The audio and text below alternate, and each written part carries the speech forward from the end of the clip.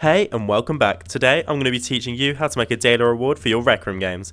It's going to require a bit of knowledge like knowing how to connect and configure circuits, but if you follow along you should be alright. Okay, let's go. First you'll need to make a button, interaction volume, or anything else that lets the player interact with it. Just make sure that it's the CV2 version. Now you'll want to make an int variable. Give it a name and toggle cloud variable in the configure menu.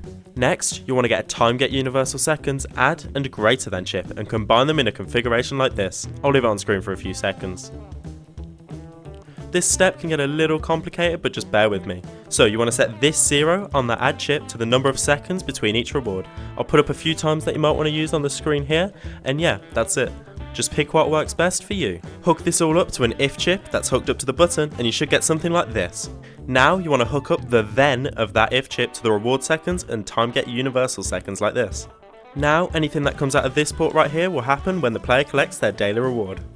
That will work for most people, but what if you want a timer that tells you how long until you can collect your daily reward? Well, I'll show you. First, you want to recreate this section from what we've already made. You can recreate it by hand or use the clone/flip tool, it doesn't really matter. Then, you want to add a subtract chip, hooking the add up to the top and the get universal seconds to the bottom. Then, you want to connect the subtract chip to the get formatted time chip. You can leave this string section as is. Then, you want to create an if value chip. Make sure you're using if value and not if.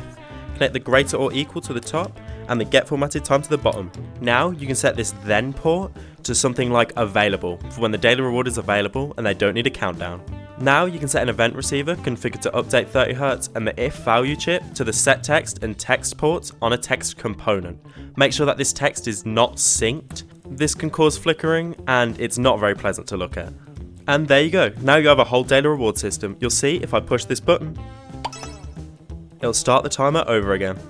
Thanks for watching and I hope you enjoyed. I'll see you in the next one. Bye.